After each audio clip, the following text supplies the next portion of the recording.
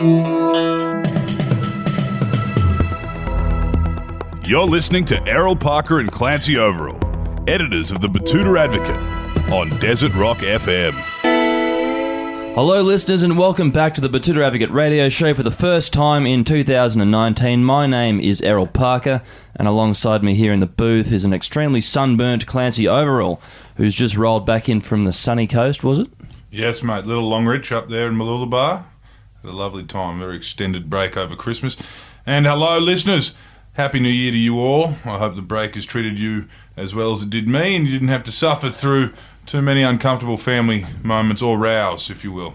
Now, as we do every week, we've managed to track down an interesting guest to join us here on the airwaves, and he'll be stopping into the booth here at the Koala Mattress Studios shortly.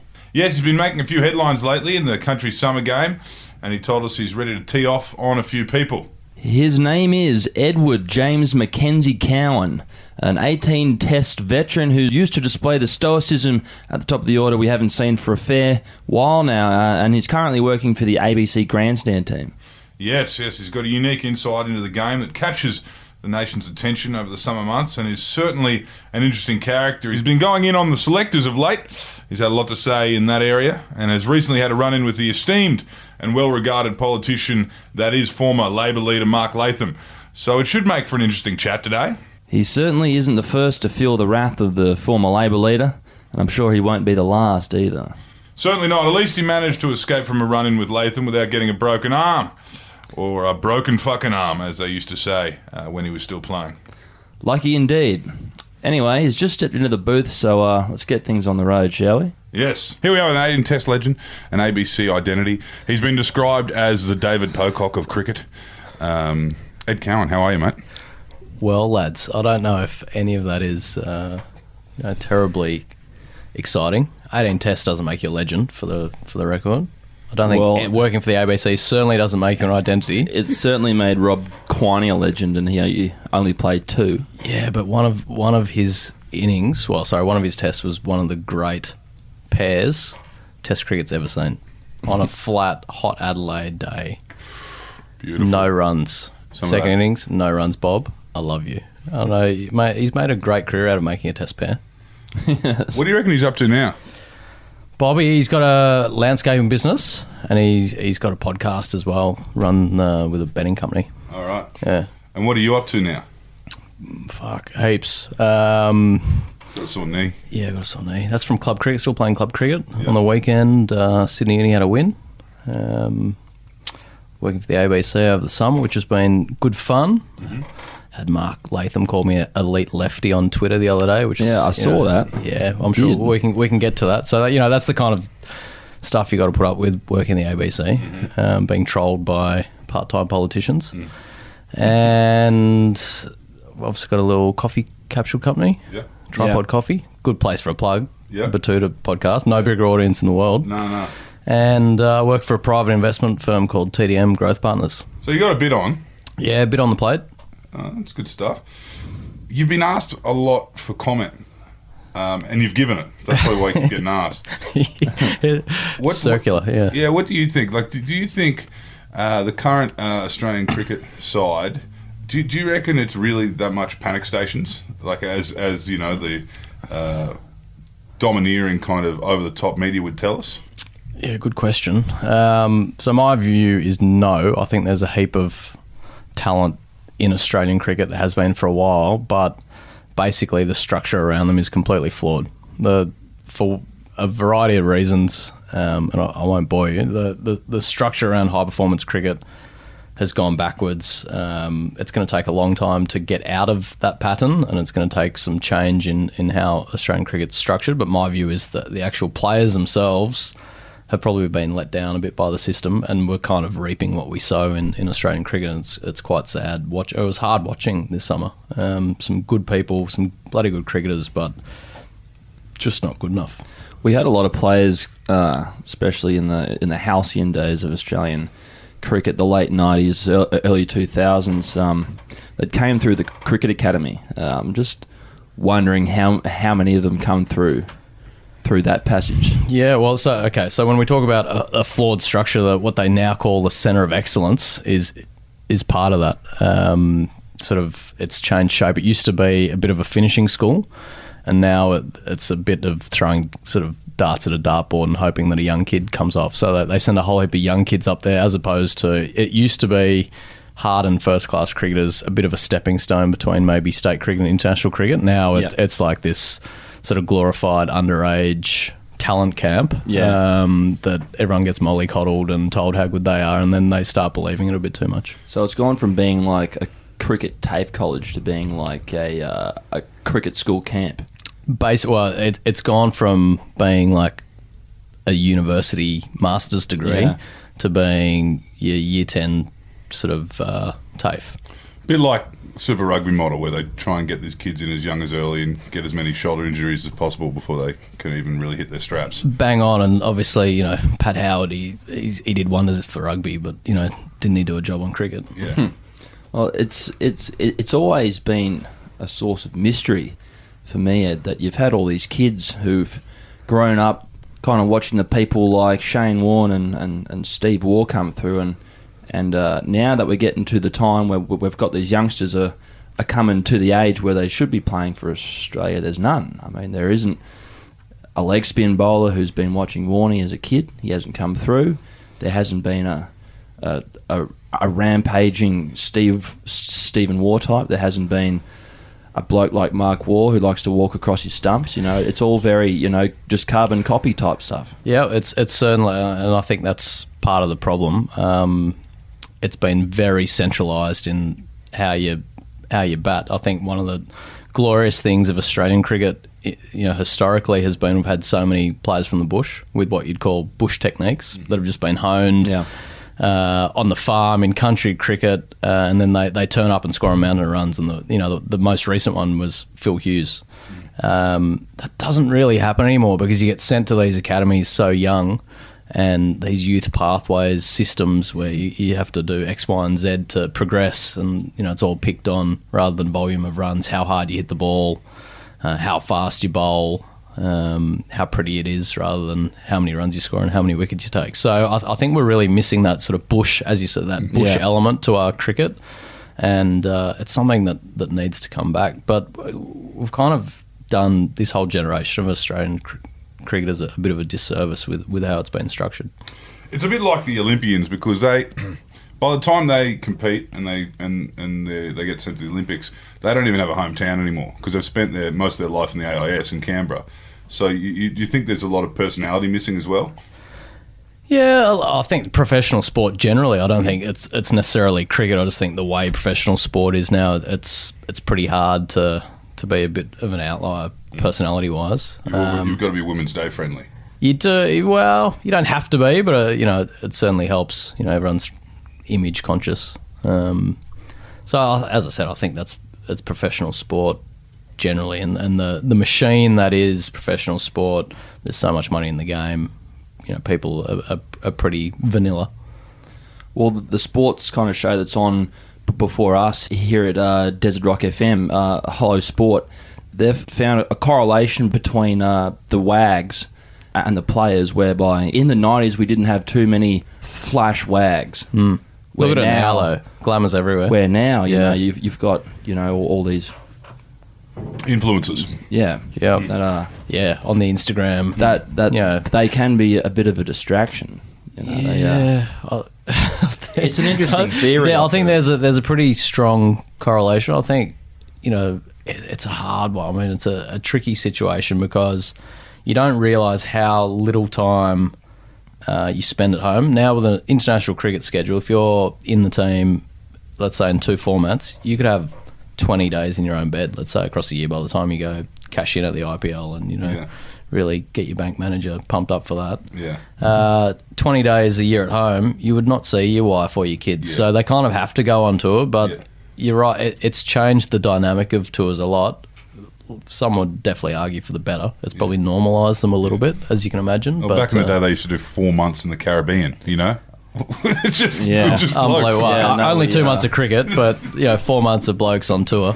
Yeah, no, we spoke to Mike Whitney last year, and he said he went on the last great tour of the Caribbean. He said he was over there for almost 100 days, and he said it was There was a lot of living and just a little bit of cricket. So I don't know how many stories he told, but between like Whitney, Matthews, it was an era of they just wouldn't have got away with anything like what they used to in this day and age of smartphones. Yeah. Holy smokes. No, it'd be in the WhatsApp group. It'd be WhatsApp group quite quickly.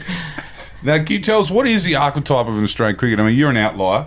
You grew up in the Wentworth electorate, but where are the kids coming from? If you were to say, like, go to a high school or go to a town in Australia and expect to find a cricketer, where would that be? Would that be Matraville Boys High? Would that be Cootamundra? Yeah, I think traditionally you'd say your chances in the bush are better than the city. I think that's probably the opposite today, and I think it's probably there's been a bit of a reversal all around the country as to a cricketer could come from anywhere, which is good in a sense, but it also means you don't get these hotbeds that traditionally have been so good to us. So it is a bit of a different model. People from different walks of life, which is good for the game as well.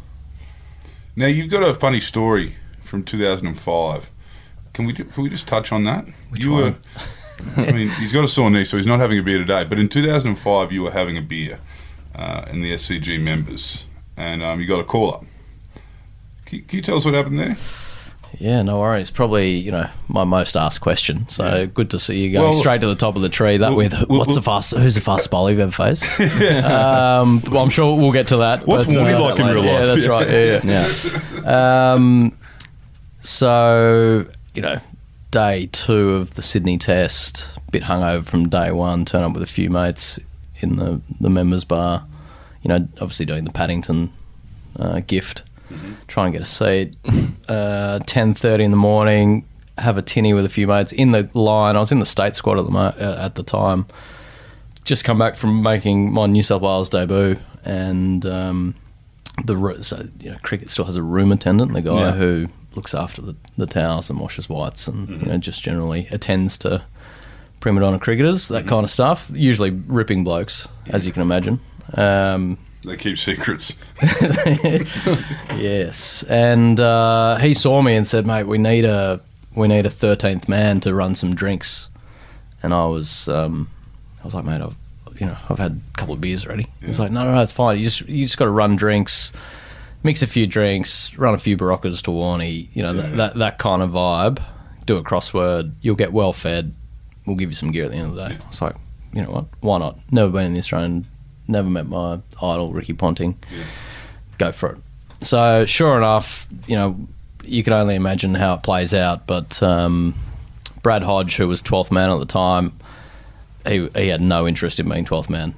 Test up 100, probably deserved to be in the team, wasn't showing much interest in the 12th man duty, so I'm doing the drinks. And Andrew Simons comes off, he had a sore knee or something. And Hodgie just didn't want to go on. He was stuck in head down in a crossword. So I went and fielded after a few beers in the test match, which sound like, in hindsight, great fun. Yeah. But you can imagine just absolutely shitting yourself. Yeah. No, never played test cricket, didn't belong there, didn't know anyone, full house at the SCG, and I'm 3 deep. And for anyone that knows me, I don't hold 3 beers very well at the best times, let alone trying to field cricket balls. While every single person you know is watching live. Yeah, and some. Yeah, and some. So, yeah, I mean, I don't know if that happened today, but so that was my first taste of international cricket. Oh, it's a great yarn, and it's obviously one that you've now told on the biggest podcast in Australia. So there's really, it's probably going to take from your corporate speaking gigs now that everyone's heard it. But is that one you trot out at the corpies? Oh, we call them cashies. But how many corpies have you done? Oh, lost count, mate. And who for? Just give me a few of your sponsors' names. Koala mattress. AGM, mate, koala mattress. I've got a koala mattress. Yeah. Those things are bloody comfortable. Yeah. Well, you're loyal to the captain. Yeah, exactly. Yeah. If only the loyalty was 2 ways. Well, from one pressure cooker to another, Mark Latham, who is running as the One Nation bloke this upcoming New South Wales state election. He moved the laser onto you. Didn't he? What wasn't that a couple cheap of weeks shot? ago, he No, it called was you, earlier this week. I think it was only a couple of days ago. Captain Obvious Cowan, he called Yeah, you. which now my mates have really taken it. I get, COC. I'm now being called cuck. I guess it's better than Big Puppy. So, yeah, old Latho. And, Yeah. the oddity being, he played at Sydney Uni Cricket Club. He's meant to be one of the, the SUCC brothers. Little does anyone know he got banned for abusing an umpire in the 78, 79 season. No, you wouldn't believe that. But, Latho, never. Yeah. So he got banned from the club for a bit. Before he broke the taxi driver's arm. That's exactly. So he took a pot shot on Twitter, and for those that I don't know, you might have it in front of you, but he was. I think I threw out a random sort of bored tweet on the couch that the Big Bash was going on for too long. Yeah. Which I think it is, and I said 4 weeks, it might be 2, whatever. The point still stands, I still believe in it. Yeah. He just had an absolute personal pot shot, was like, don't worry, anything's better than listening to Captain Obvious Cowan on the ABC. Nice one, no worries. You know what? I'd take that from absolutely anyone in the world. And on Twitter, as you know, you got to take it from a few people. Yeah. I'm not taking it from that prick. What a fuck. Honestly, he's a bigot, a racist, and an absolute moron. And I was like, you know what? I was sort of drifting off to sleep when I read it. I was like, he's not getting away with that. So I just threw something out and woke up to an absolute shitstorm. And then he had a pot shot at Glenn Mitchell. I don't know if you saw that, who's a very respected ABC commentator, and they had a full... Anyway, I think the funniest thing to emerge from that was there's this Twitter account that is solely dedicated to seeing Mark Latham in a dirty polo and oversized... Prime Minister's 11, 2015. So that, for me, I wasn't aware of that story, but that is absolute good because he's dedicated his life, I forget his Twitter handle, to this revelation of Mark Latham dressed as a bum at Manuka Oval during a Prime Minister's game. For the listeners who aren't following, there is a prominent Twitter troll, and we'll put his Twitter handle in the notes for the show, who has dedicated the last 2 years to trolling Mark Latham over the fact that he saw him at the Prime Minister's 11 match in Canberra in 2015 wearing oversized footy shorts and a dirty polo. Yeah. And Latho's denied it on the basis that he's never been to a PM's game. So anyway, they've got the dates coming in, and they've worked out it was actually a one-day international, and so and Latho's backed down from that. He can't deny it now. He still looks like a tramp. Anyway. That's it. But if it's any consolation, he hasn't got a blue tick yet. So yeah. I don't know if you get a blue tick for just trolling women on social media, but as a ABC juggernaut, of course, Ed. Elite lefty, I think he called me as well. Elitist. Elitist lefty. Which, that was a highlight. So tell us, this time last year, maybe a bit later in the year, were you sitting there thinking, fuck, I'm glad I swerved all this with the... ball tampering. Yeah. Sandpaper gate. Yeah, I think anyone who wasn't in the team at the time was thinking, oh shit, this is pretty messy. I don't think the guys on the ground at the time, well, as in on the ground in South Africa, realised how messy it was. It's, I guess, a testament to the gilded bubble that sportsmen can sometimes live in. But from the outside, I think that was... I mean, I never saw anyone put sandpaper on a ball in my time in professional cricket. Yeah. So it was a bit of a wake-up call, and yeah, it's going to take a while, I think, to drag it back. But you know what? I thought Payne did a pretty good job this summer and has done a good job of restoring a bit of faith. Yeah. Do you think that you could make any impact on the ball in terms of, having it move with a tiny piece of sandpaper? Yeah. Is it just superstition? No. No. You boys should play around the office and just see what you can do with a piece of sandpaper on a ball. So, because what you do, because at training, to practice against reverse swing, you'd get a ball and rub it against a rocky wall or whatever. Or people have sandpaper in their bag. We've all done that. Yeah, exactly. But a tiny piece of, it only needs a little bit. Really? 400 grams. You're a firm believer, because Whitney and a few of the old school that we've had on the show, they just... He goes, nah, mate, it's much easier to make the other side shiny. Yeah. So you just got to put a piece of... I think he's forgotten. Yeah, just a bit of Vaseline down the side of your pants and get that side So shiny. it's all about the rough side. Really? Right. Yeah. That's why people have, like, when Faf got done with the zipper on his pocket. Yeah. Anyone can shine a ball. Yeah. That's why people have sugar in their mouths. And, Yeah, yeah. You need Any it to be idiot rough. can. You need one side to be rough. Hypothetically, though, if Smudge came up to you or Warner, your opening partner, hypothetically, and said, "All right, Cowan, we're getting fucking done here. I need you to tamper this ball, and I need you to do it without the cameras." You'd say, would you be like, "Oh, geez, Dave, that's a bit hard," or "Come on, Steve, that's a bit, that's a bit crook"? Or can you give me some fucking sandpaper that's not bright yellow? Or would you say, "Yep, no worries, Chief"? It was only a sticky piece of tape with some rocks on it.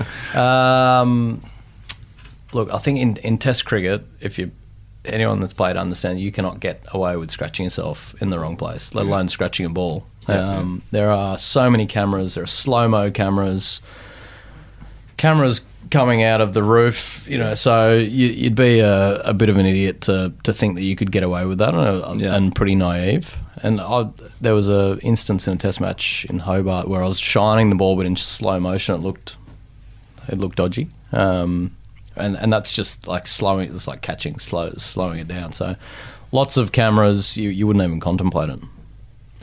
Now, I got a question. I mean, aside from that 2005 team, which was, you said you spent 5 minutes playing alongside, and it was filled to the brim with personalities, the ones you just named then kind of... I just got a bit giddy, listening to some of the... hanging out with those guys would just be a dream for many people. Who is the most underrated personality you played with? Who is the best bloke that you hadn't really met until you were in the mix? Oh, good question. Like, as in...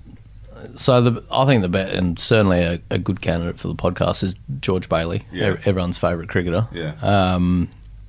Before I played with George, he was always a friendly guy, but he's downright hilarious. Yeah. He's very, very amusing. But of those sort of big,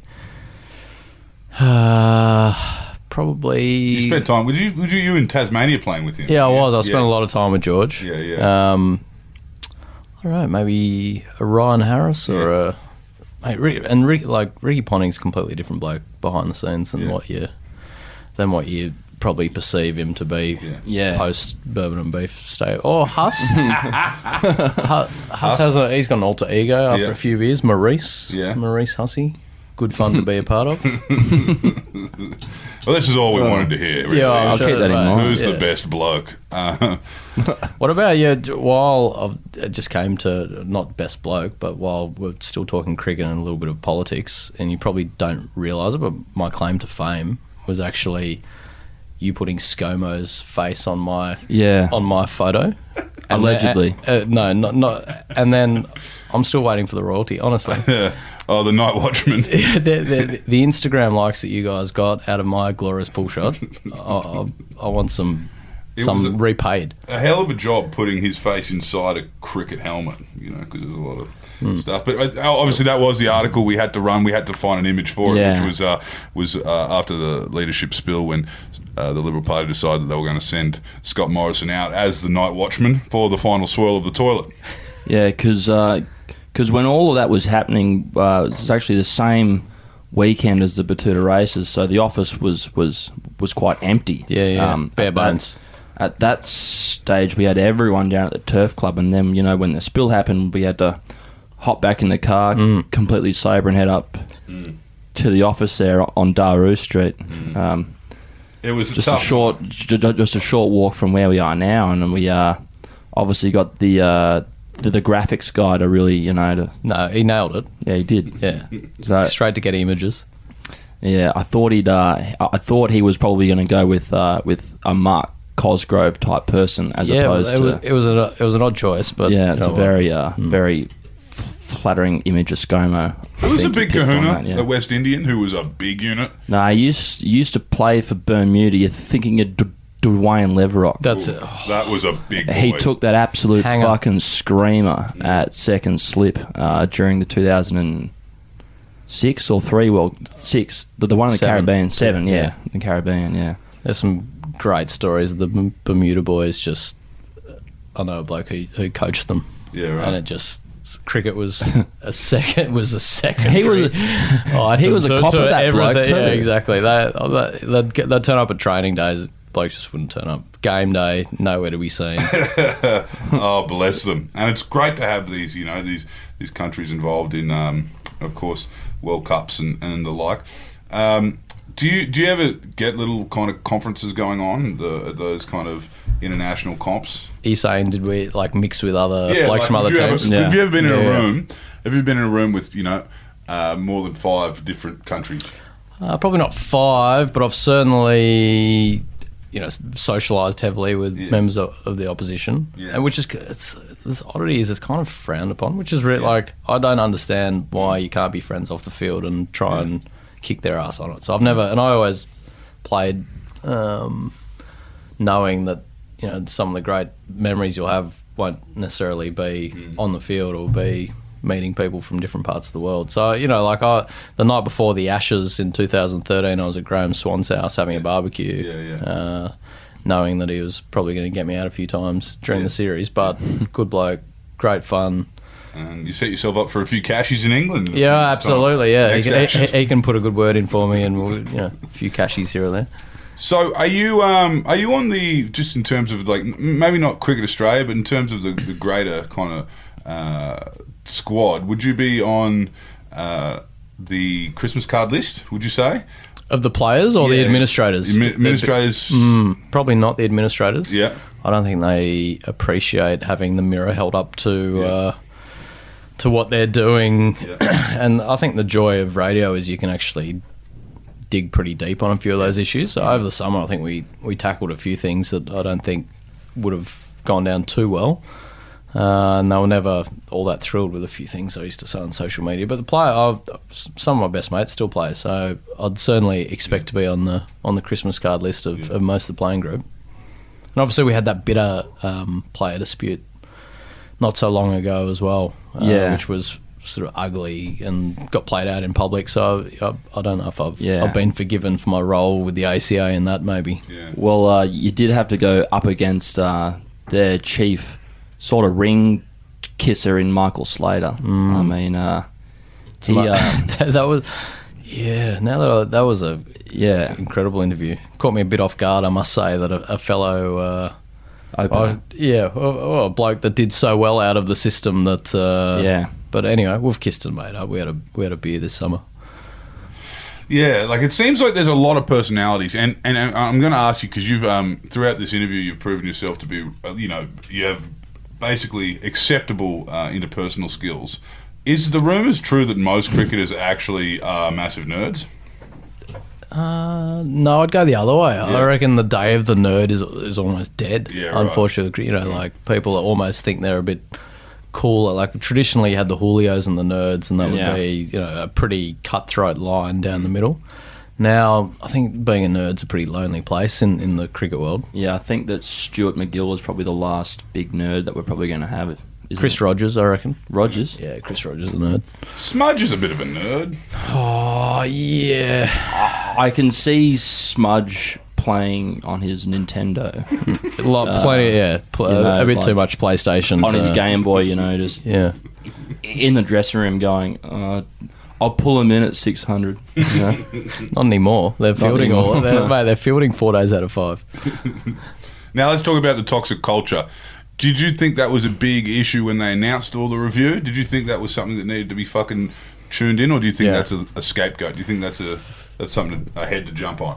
Yeah, so that was something that anyone that had sort of been close to had probably seen it coming for a while, and would probably definitely agree with what Longstaff and the review came out with. So I think it's easy when I guess you're in the team and winning, that just beaten England, to not really necessarily see the cracks that had been papered over. But I don't think the culture had been too good for very long, and I think Steve Smith probably took over a team that probably was fractured to a degree, and then it just kept going. So do you think, where do you think like when we talk about toxic culture, for the punter, that's not defined, and that becomes, Yeah, sure. and you can mix that with anything. Yeah. You know, they might be thinking it's a bit Gillette, you know, or they might be thinking it's a bit bureaucratic, Yeah. or what is it? I mean, obviously, a lot of us are saying sledging isn't necessarily what we think is the issue. As the punter, we love seeing a bit of niggle. Yeah, so I think there's a difference between niggle and personal abuse. Yeah. I think the team probably overstepped the mark, but I think that was probably more a symptom of that wasn't necessarily the culture. It was a symptom of the entitlement that you could get away with anything. Yeah. Whether it was scratching a ball with sandpaper, barking at someone on the field like they were a dog, abusing someone about something else. You know, not really understanding that you probably do have a sense not only to yourself and the team to behave in a normal fashion. We're not asking for anything above normal codes of behaviour. Broken fucking arm. Kind Yeah, of exactly. You don't go down the street saying you're going to break someone's fucking arm. You don't bark at someone who doesn't serve you a drink. You know, or like abuse, even little things off the field, abusing wait staff in Indian hotels, and you know, like just the sense that of entitlement. Yeah, I don't think so. Oh, interesting. Yeah. Yeah, so and obviously that all came crashing down. So It did, the review came too late.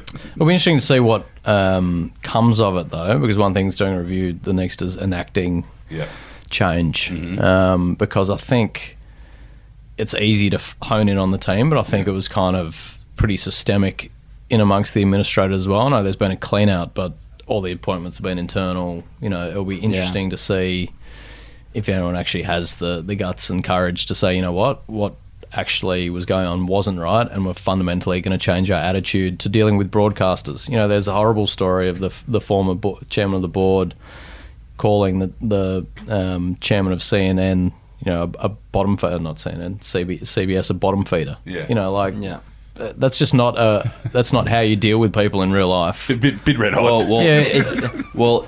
It is from the Kerry Packer school of negotiation. It really is. The chairman of Cricket Australia is no Kerry Packer. Yeah.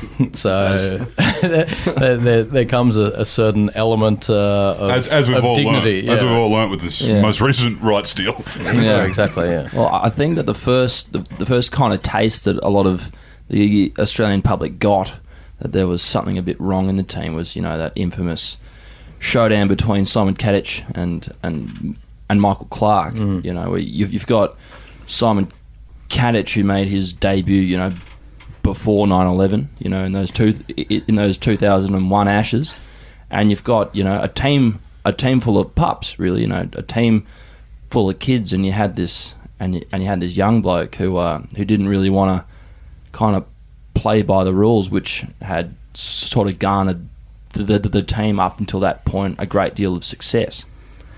Yeah, and that's like a couple of chapters ago, really. Yeah. So I don't know whether that was... That might have been... Do you think that was individuals?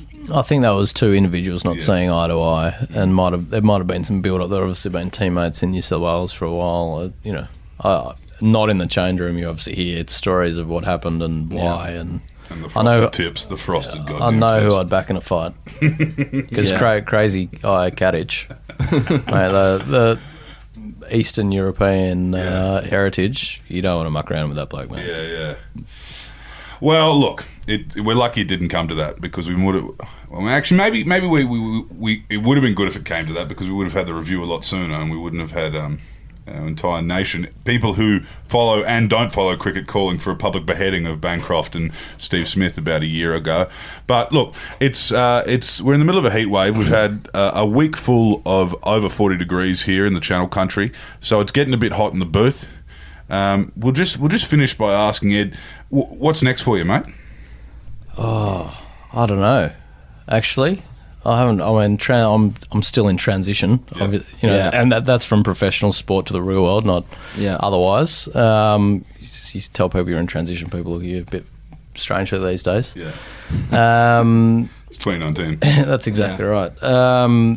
Which is fine. That's cool. Yeah. So what's next? I'm enjoying my job. What, you know, I don't know what the future holds, but you know, we'll keep the eyes open and A couple more ears to the corpies. ground. Oh yeah, definitely a few cashies here and there. So if there's anyone out there that needs, I've got all gears. Like I can do school events, I can do big corporate dues, charity dues. And you can raise capital at the same time. That's exactly right. I can do the full shebang. Actually, you'd be a So good versatile, face. so Is Spin versatile. King still around? You'd be a good ambassador for Spin King. I don't know if the ambassador jobs are that good for me. No, I I think if anything, you'd be a good ambassador for county these days. Oh yeah, absolutely. And The maker of the premier cricket bat county. Or indeed Tripod, which is a really convenient coffee capsule system. Yeah. Anyway, thanks for joining us. Boys, absolute pleasure. First Thanks, Ed. podcast of the year. Thank you, Ed. And that was Ed Cowan.